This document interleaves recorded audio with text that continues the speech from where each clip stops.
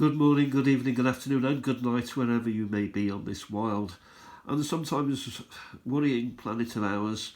But it's time for some stamp collecting fun. This is what makes life worth living. So, what have we got here today? Well, we've got stamps on this side, coins on the other side. Now, as you may or may not know, I've dipped back into the world of coin collecting. Anyway, I'm interested in coin. I did a number of videos which you may want to check out, and I realised that the coins that I was talking about I'd sort of inherited, so I wanted to buy some of my own. I don't class them as my own coins, though legally of course they are. But anyway, you want to talk about stamps, not coins. So I've got on this side of the aisle stamps, and on this side of the aisle coin, and there's people making a noise. And in between is me and you having a nice cup of cha, nice cup of tea, and it all calms down. And we can start to have a look at some stamps. Okay, so what am I going to do today? Well, we're going to have a look at the Switzerland, Romania and Poland collection, just to see how far I have got with it. So what I'm doing is I'm hinging stamps. I've got these things here, stamp hinges, so you hinge them to the card. And I'm doing them as they come in, so I'm not sort of setting them out in any series. Simply just loading up the stamps that I've got. Because at the end of the day, this is arts and crafts stamps. They're of little or no value. There are no rare stamps here. There's nothing mint as such. They've all been through the ringer in some way. And I think it's a nice way of just gathering up quite a decent collection.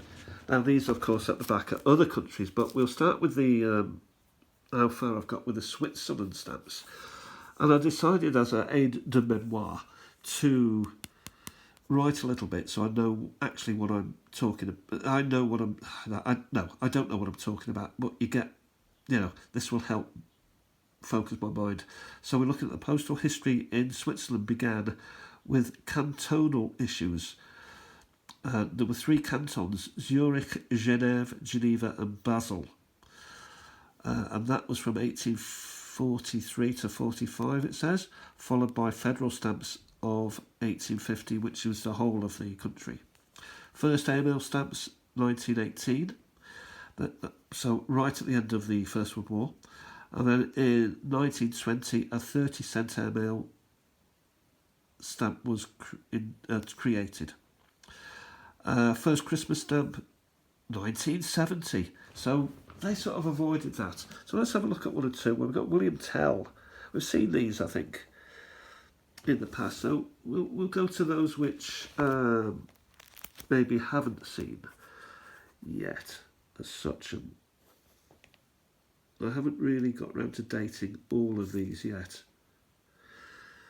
The 2003 stamp there. Airmail. The earliest I've got is 1909. So, I've got some way to go before I get back into the 1850s or before, around about that time, or even for, late 1800s. Turn over. There's more. Coat of arms, always popular. More William Tell-like stuff. So 1974.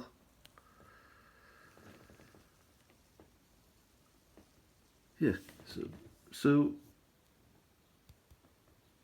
these are always interesting. When you see that, you can probably say Switzerland. Not all the time, because there's Red Cross as well, but the Swiss do have this white on red. The Red Cross is red on white, but you get what I mean. William Tell again, plus, I don't know. A postman there, we saw that the other day. So already, after just over a week probably, maybe a little bit longer, we've yeah, I'm almost 3 pages in, so that's quite nice. And then I need to put another card there just to give it a bit of backing, and then that card will be done. So Romania now is the next one. So these stamps, so Romania stamps were first issued in 1858, which I think is around about the time that everybody started. Britain before then, but it spread from there. And they were issued in 1858 from Moldova and featured a bull's head. So the bull must have been some sort of symbol of Romania. In 1862, with the unification of Moldova and Wallachia, that created Romania proper. So national stamps were then issued from that time.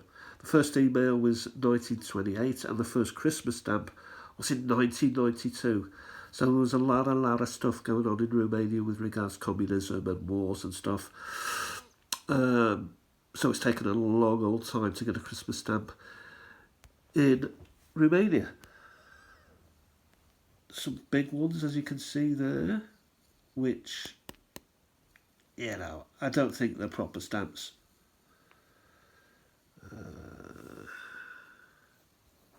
Buildings. We're talking communist era here, so, a lot of buildings and the like. One big one, one less big one. So that's quite interesting. 240, that's 240 also. 2 different sizes. Maybe one was for parcel, maybe one was for letter, don't know. 1970. So you expect during the communist rules to, they're less colourful, they're less bright, they're less airy-fairy. They're more disciplined, if you will.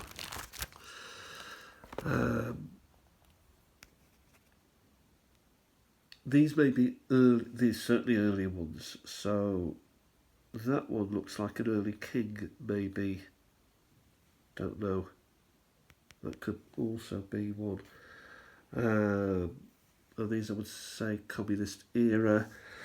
The international symbol representation of the postal service, the horn. It's blown when the coach is about to arrive. It happens everywhere. There it is again. So they're sneaking messages in there about the importance of post.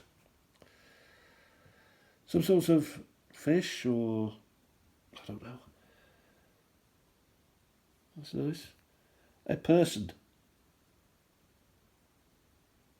A person who's probably identifiable, but I won't be identifying him myself just yet.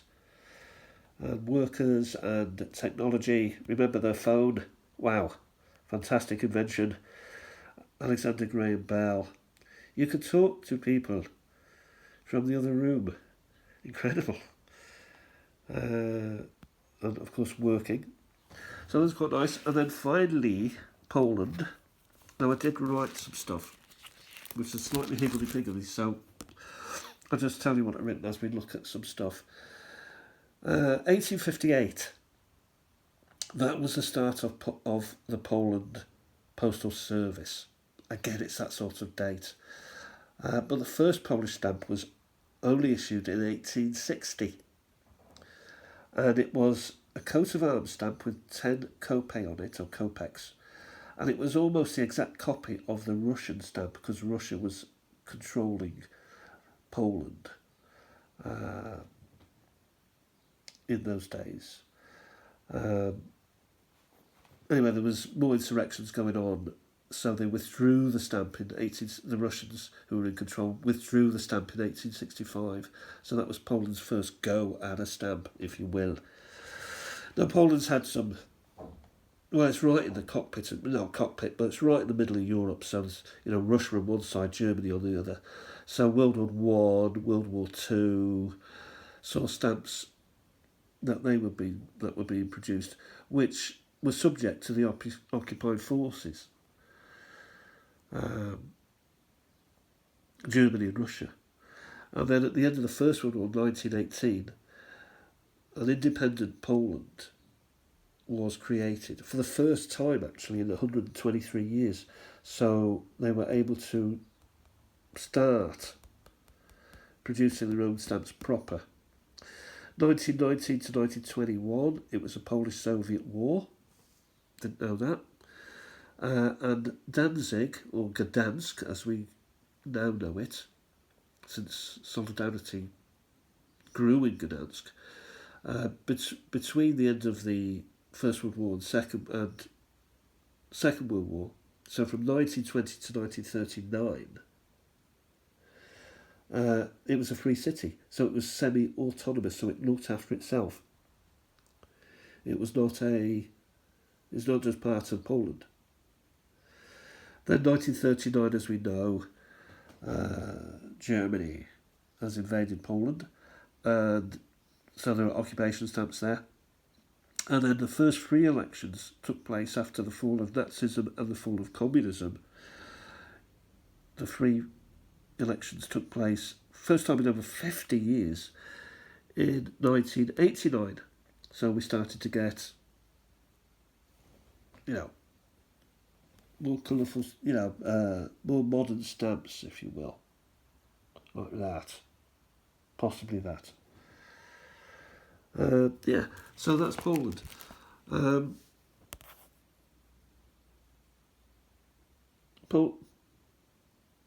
Poland stamps, they tend to be, I think, a little bit drab. Nothing against Polish people, but they're sort of drab. Why, for example, would you have a giraffe on a Poland stamp? Look after your country. Promote your country. I don't think Poland have got any connection to Africa or...